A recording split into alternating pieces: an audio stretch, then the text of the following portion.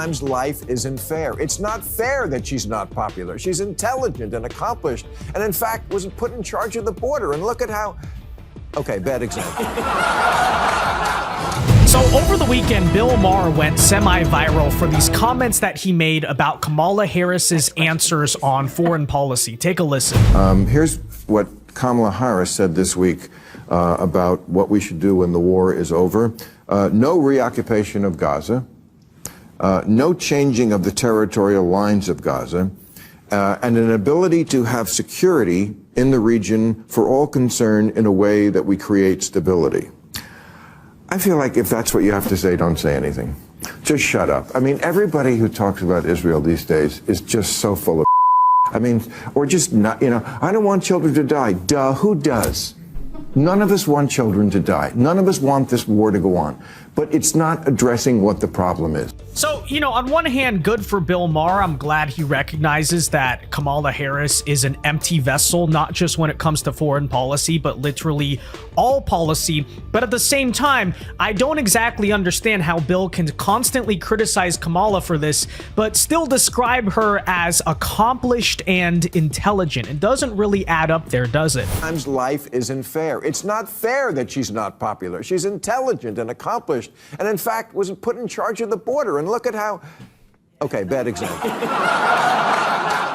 Folks, if you enjoy the content, be sure to hit that like button and subscribe to the channel if you are new. Now, you could write that off as semi-sarcastic. He was joking a little bit, although when Bill talks about Kamala in other contexts, he does genuinely offer some sincere praise for her. So again, this goes back to a central problem with Bill, which is he'll occasionally say something smart or true, but he always finds a way to counter that by saying something really stupid, and that trend continues during this show when he talked about Project 2025 and actually pushed back against one of his liberal guests, essentially calling out that, hey, this whole talking point is kind of a load of BS. Project 25 has nothing to do with Donald Trump, kind of fact-checking her there. This is the Heritage Foundation president. That's like the #1 Republican. The king of Project 2025. Okay, well, that's kind of a bullshit talking point, 2025, but we don't have to go to there now. But he is, the Heritage Foundation is the main conservative think tank. So yeah, you may say props to Bill Maher for saying that, he acknowledges that Project 2025 is not linked to Donald Trump, and the whole talking point about it is kind of BS. Again, we agree, that is true.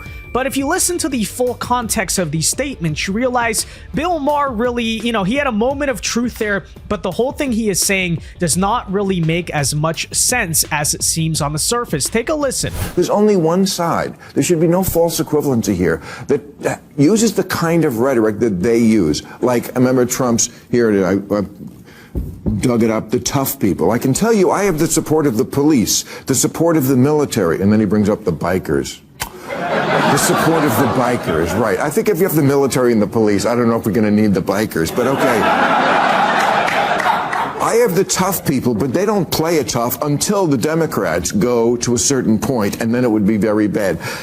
This is the Heritage Foundation president. That's like the #1 Republican. The king of Project 2025. Okay, well, that's kind of a bullshit talking point, 2025, but we don't have to go to there now. But he is, the Heritage Foundation is the main conservative think tank. We are in the process of the second American Revolution, which will remain bloodless if the left allows it to be. You don't hear that from the other side, this idea of, look, we don't want to have to kill you. But if you keep winning and the country keeps going your way, we will. No, would you not agree that that is different? I absolutely agree. So firstly, on the comments that he read off from Donald Trump, I really don't even understand the point there. He wasn't trying to say anything violent. And if you want to say, oh, he was kind of implying or suggesting, okay, you say there's no false equivalency. Democrats say stuff like that all the time. But let's talk about the main point there, right? The Heritage President, Project 2025. Here's my thing, is two things can be true at the same time. So I will go out and say this and give Bill Maher credit for this point. And this might be a hot take. Some people might get mad, but it's true. true. What the Heritage president said on live TV about bloodless revolution was really stupid. Regardless of whatever you want to say about, oh, it was being taken out of context, here's what he was trying to say. You know, just objectively, it's a dumb thing to say. It's pretty common sense that it is being used by the Democrats, because that is like political bait. When you're trying to influence politics, when you're trying to staff the next Trump administration, you don't go on TV and just say things like that. And I think that's largely true of a lot of things that pertain to Project 2025. Their initial goal was to basically just staff the next Trump White House with America First people, which is a noble enough goal. But if you're going to do that, keep a low profile, right? You don't need to be going on TV saying these really stupid things. You don't need to be publishing that manifesto that obviously was going to be used as an attack mechanism. Just work behind the scenes in politics. So, you know, I'll give Bill Maher that. Yeah, it was a really dumb comment. He shouldn't have said that, and people can disagree. But like I said, stupid politics. Even if you think that, oh, it was taken out of context, you don't say something like that. So yes, Bill Maher is right on that front. But at the same time, to say that, oh, Republicans are the only ones who engage in this type of rhetoric, it's only coming from one side. Okay, Bill, first of all, we just had an assassination attempt, and from everything we know thus far, it was largely fueled by that type of rhetoric about how Trump is a threat to democracy, he needs to be stopped, etc., etc. But the most ironic part of all of that is the fact that on the opening monologue of this very same episode of Bill Maher, take a listen to how he had to scold his audience for laughing about the fact that Trump was getting shot at. So let's not bury the lead. The big story this week, they tried to shoot Trump again. Let's not funny.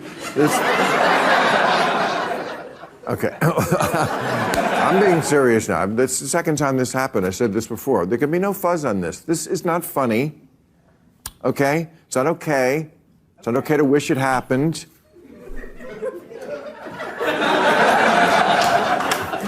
Well, this is a problem. Well, I mean, look, this happens too frequently. I'm sorry. This happened on the golf course. A guy was laying in wait, and it happens too much. In fact, besides the shooter, there were two other shooters beside him waiting to play through. This has got to stop. Again, to reiterate, this is not from some random other episode I'm talking about.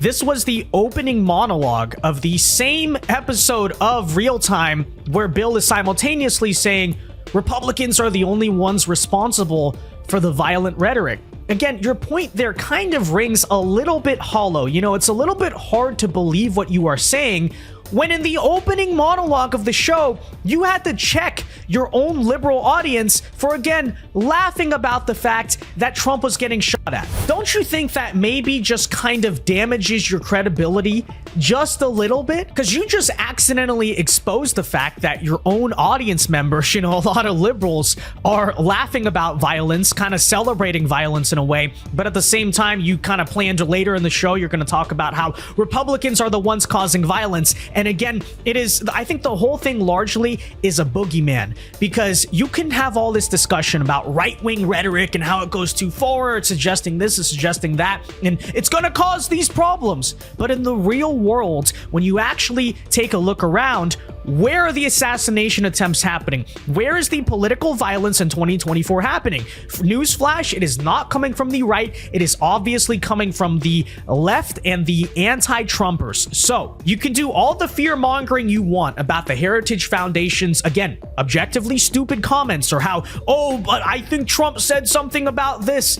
But the point is, where's the real violence happening? At this current moment in 2024, it's pure gaslighting, because people are repeatedly trying to shoot at and assassinate Trump, but you keep telling us the real problem with the rhetoric is not the left wing, it's the right wing. Look at the violent things they are saying. Stupid. So with that said, ladies and gentlemen, let me know your thoughts on all of this in the comment section down below. Do you agree with my assessment that, like, Bill is basically pointing at a boogeyman and he exposed that right here in his own show?